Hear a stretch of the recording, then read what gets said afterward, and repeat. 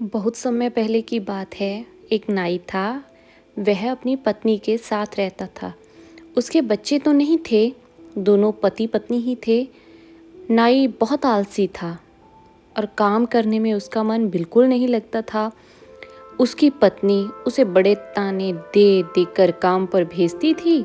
नाई आलसी मन के कारण जो बड़ी मुश्किल से काम पर जाता था। जो भी गिने चुने ग्राहक नाई के पास आते थे, नाई उनके जो बाल काटता तो उनके कान काट देता, दाढ़ी बनाता तो उनके गाल काट देता। इस तरह से नाई से उसके ग्राहक परेशान होने लगे और ग्राहकों ने आना अब उसके पास बंद कर दिया। इधर नाई की पत्नी नाई को खूब खरी खोटी सुनाती कि तुम काम नहीं करते, अगर काम नहीं करोगे तो कहाँ से खाएंगे, कैसे गुजारा चलेगा। अब नाई के पास धीरे धीरे ग्राहकों ने आना बंद कर दिया और नाई के घर में खाने के लिए अन्न का एक दाना भी नहीं रहा। जो जमा पूंजी थी सब खर्च हो गई। अब नाई की पत्नी रोज नाई को ताने सुनाती और कहती कि कुछ कमा के लाओ। नाई कहता मैं क्या कमा के लाऊं, जब ग्राहक ही नहीं आते। तो उसकी पत्नी कहने लगी कमा नहीं सकते तो जाकर भीख मांग कर लाओ, ऐसे कब तक भूखे मरेंगे। नाई कहने लगा तो अच्छा भाग्यवान तुम ही बताओ मैं क्या करूं। तब नाई की पत्नी बोली देखो जी, राजा के यहाँ लड़का पैदा हुआ है। लड़के की खुशी में राजा गरीबों में खैरात बांट रहा है, क्योंकि महल में खुशी का जश्न मनाया जा रहा है। इसीलिए आप राजा के पास जाओ और राजा से कुछ मांग कर लाओ। अब नाई नाई वही बात नाई पर लागू हो रही थी। मरता क्या नहीं करता। अपनी बीवी से नाई थोड़ा डरता था, क्योंकि उसकी पत्नी बड़ी तेज तरार थी। अब नाई जो राजा के पास गया और राजा से कहा कि वह उसे कुछ दे, तो राजा ने उससे कहा कि बताओ तुम्हें क्या चाहिए। लेकिन नाई नाई में तो इतना भी दिमाग नहीं था कि कुछ मांग ले धन दौलत। उसकी बीवी ने जो कुछ नाम लेकर कहा नहीं था, उसने भी कहा था कि कुछ मांग के ले आओ। नाई ने कहा कि पत्नी ने तो मुझे कुछ कहा नहीं, तो मैं क्या मांगूं। लेकिन राजा ने कहा चलो ठीक है, अगर तुम नहीं कुछ मांग रहे तो मैं तुम्हें एक ज़मीन का टुकड़ा दे देता हूँ। नाई ने सोचा कि चलो अच्छी बात है। वह चुपचाप वापस आ गया। राजा ने आदेश जारी कर दिया कि उसे शहर के बाहर एक ज़मीन का टुकड़ा दे दिया जाए। नाई जब खाली हाथ घर आया तो उसकी पत्नी ने नाई से पूछा कि तुमने राजा से क्या मांगा है। अब नाई ने कहा कि मुझे राजा ने एक ज़मीन का टुकड़ा दे दिया है शहर के बाहर।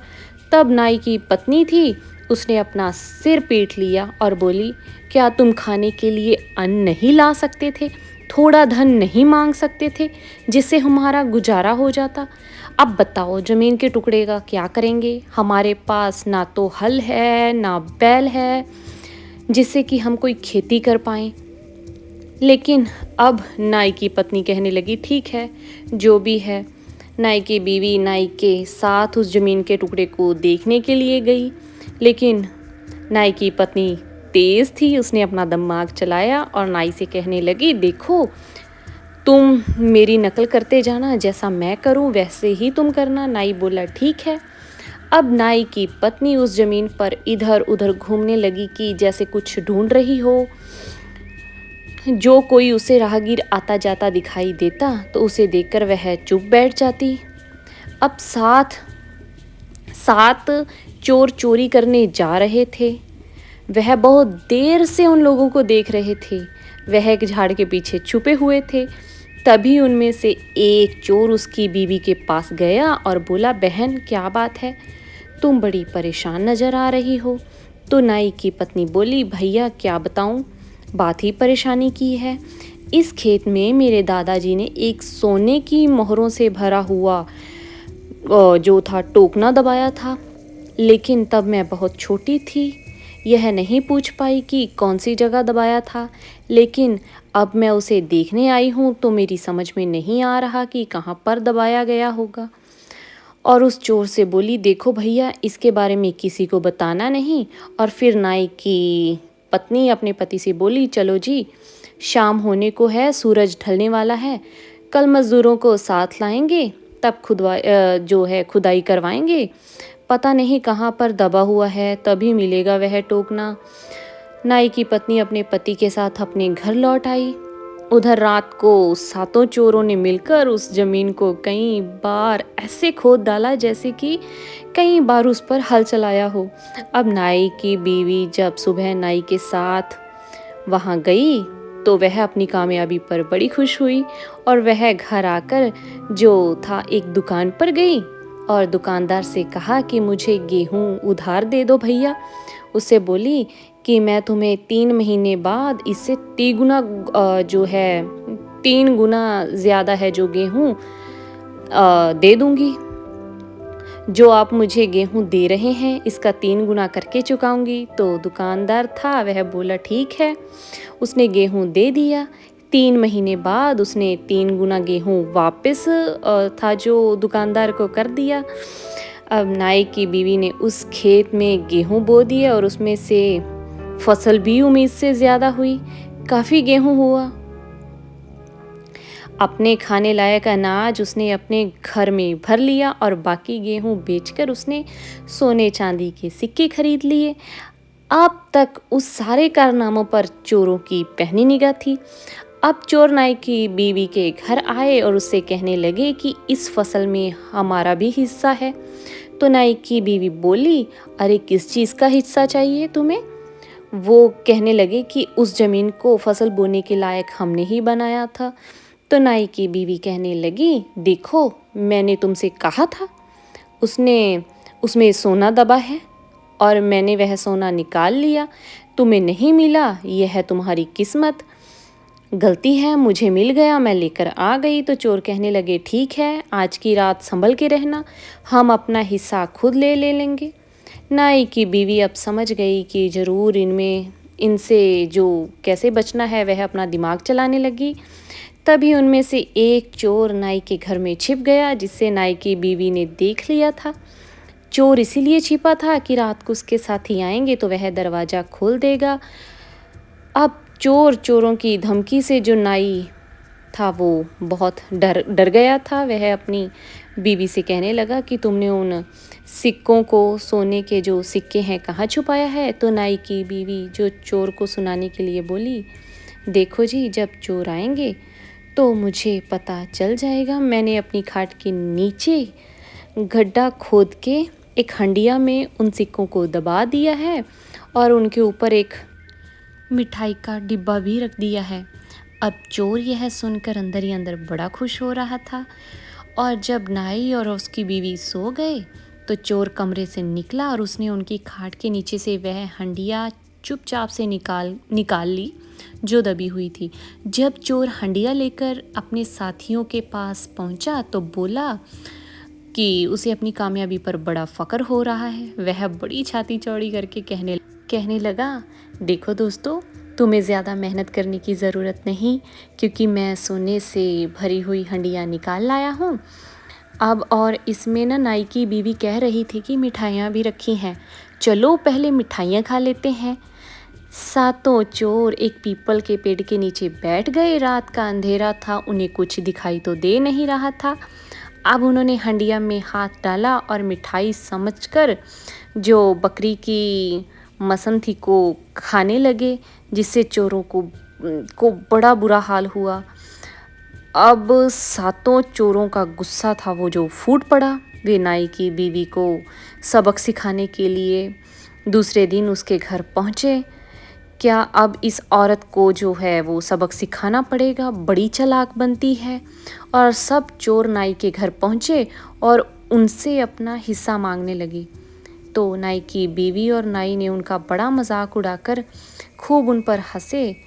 तब जो चोर थे वो नाई और उसकी बीवी से बोले कि तुमने हमारा बहुत बेवकूफ़ बना लिया, अब तुम होशियार रहना उनसे। आज दूसरा चोर नाई के घर में छिप गया, जिसे नाई की चालाक बीवी ने फिर से देख लिया। बाकी चोर वापस आ गए। रात हुई तो नाई अपनी बीवी से कहने लगा कि तुमने उन सिक्कों को है जो वो कहाँ छिपाया है? जाहिर सी बात है तुमने बिस्तर के नीचे तो आज रखे नहीं होंगे। नाई की बीवी बोली, अजय चिंता मत करो, उन सोने की मोहरों को तो मैंने बाहर जो नीम का पेड़ है उस पर लटका दिया है, उसकी शाखा पर किसी का ध्यान भी नहीं जाएगा। अब अंदर छिपे हुए चोर ने नाई की बीवी की सारी बातें सुन ली। वह जब नाई और नाई की पत्नी सो गए तो दबे पांव घर से बाहर निकला और अपने साथियों से बोला कि मुझे पता चल गया है कि नाई की बीवी ने उन सिक्कों को कहाँ रखा है। अब सातों चोर मिलकर उस नीम के पेड़ के पास पहुंचे। रात का अंधेरा था तो ऊपर कुछ लटका हुआ दिखाई तो दे रहा था। नाई की चतुर बीवी जानती थी कि उस पेड़ पर मधुमक्खियों का छत्ता है, इसीलिए पहला चोर जो उस नीम के पेड़ के ऊपर चढ़ने लगा, तो जैसे ही वह ऊपर चढ़ने लगा मधुमक्खियों का जो छत्ता था वह हिल गया। तो मधुमक्खियों ने उसे पीछे की तरफ से काट लिया तो वह पीछे हाथ मारने लगा। नीचे से कुछ साफ दिखाई तो नहीं दे रहा था, लेकिन वह हाथ हिला रहा है, पीछे नीचे से यही दिखाई दे रहा था। तो उसके साथी चोर बोले, अरे भाई, क्या क्या सिक्कों को जेबों में भर रहे हो? ऐसे थोड़ी होता है। तब फिर यह देखकर उसका दूसरा साथी भी ऊपर चढ़ गया कि पहला साथी सारे सिक्के ना ले। दूसरे साथी के चढ़ने से अभी छत्ता था जो मधुमक्खियों का, वो पूरी तरह से हिल गया। उसके दूसरे साथी को भी मधुमक्खियों ने काटा, वह भी पीछे खुजलाने लगा। अब तो जो नीचे खड़े साथियों ने सोचा कि दोनों ने ही सारे सिक्कों और मोहरों को अपनी जेबों में भर लेंगे, तो वह भी चिल्लाने लगे, अरे भाइयों, अब तक मिल बांट कर खाते आए हैं, आगे भी ऐसे ही करेंगे, क्यों जेबों में भर रहे हो? अब सारे चोर उस पेड़ पर चढ़ गए। जो चोर सबसे पीछे चढ़ा उसने तो हाथ मार दिया, और अब तो मधुमक्खियों ने उनको इतना काटा कि उन बेचारों की बुरी हालत हो गई। वो नीचे उतरने के लायक भी नहीं रहे, ऊपर से गिरने लगे। गिरते पड़ते जैसे तैसे करके अस्पताल पहुंच गए। इधर नाई की बीवी बड़ी खुश हुई। उन्होंने सोचा कि चलो, अब चोरों से हमारा पीछा छूट गया, अब तो वह हमें कभी तंग नहीं करेंगे। लेकिन 4-5 दिन बाद नाई की बीवी ने देखा कि उसकी खिड़की खुली हुई थी, वहाँ से कुछ आवाज़ें आ रही थी। वह चोर नाई की बीवी से बदला लेने के लिए फिर आ गए। अब नाई की चतुर बीवी ने अपने पति का उस्तरा उठाया, जो कि वह बहुत तेज चलता था, और वह खिड़की के बराबर में खड़ी हो गई। जैसे ही पहला चोर खिड़की के रास्ते बढ़ने के लिए चला तो नाई की बीवी ने उसकी नाक काट दी। पहला चोर चिल्लाते हुए भागा, अरे यहाँ तो कोई पैनी धारदार चीज है। फिर दूसरा, फिर तीसरा, ऐसे करके उसने 6 चोरों की नाक काट दी। जब 6 चोरों की नाक कट गई तो सातवां बोला, भाई, मैं आगे नहीं जाऊंगा, कम से कम एक की नाक तो बची रहे। और सातवां उन्हें अस्पताल लेकर गया, जहां जाकर उनकी मलहम पट्टी कराई गई। अब सातों चोर आपस में बातें करने लगे कि इस चालाक औरत से बल से तो नहीं निपटा जा सकता, इसीलिए कुछ युक्ति वो बनाने लगे। अब सातों चोर मिलकर वो राजा के पास गए और उन्होंने जाकर राजा को सारी बात बताई कि कैसे उस नाई की पत्नी ने उनकी जो नाक काट ली है।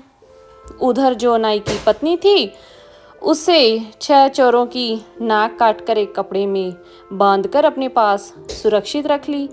जब राजा ने अपने सिपाहियों को भेजकर उस नाई की पत्नी और नाई को दरबार में बुलाया, तो नाई की पत्नी ने भी चोरों की सारी कहानी राजा को बढ़ चढ़कर बताई, जिसे सुनकर राजा खूब हंसा और उसने 6 की नाक भी जो था, 6 चोरों की नाक उसने अपने पास रखी थी, वह भी राजा को दिखाई कि कैसे उसने चोरों की नाक काट ली। अब राजा ने नाई को दरबार में ही काम दे दिया, और जो नाई की पत्नी थी उसकी समझदारी और चतुराई के लिए उसे खूब सारा इनाम दिया गया, और उसे कहा कि तुम्हें जब कभी भी किसी चीज़ की ज़रूरत हो तो यह दरबार तुम्हारे लिए हमेशा खुला रहेगा।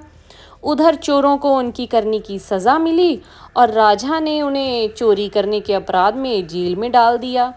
एक नाई की चतुर पत्नी ने अपने पति के साथ मिलकर चोरों को अच्छा सबक सिखाया और राजा से इनाम भी पाया। अब उनके दिन हंसी खुशी बीतने लगे। तो दर्शकों, आपको ये कहानी कैसी लगी? अगर आपको भी मेरी तरह ये कहानी सुनकर खूब मज़ा आया तो प्लीज़ मेरे चैनल छाप को लाइक कीजिए, सब्सक्राइब कीजिए और अपने दोस्तों के साथ, अपने परिवार के साथ इसे ज़्यादा से ज़्यादा शेयर कीजिए। धन्यवाद।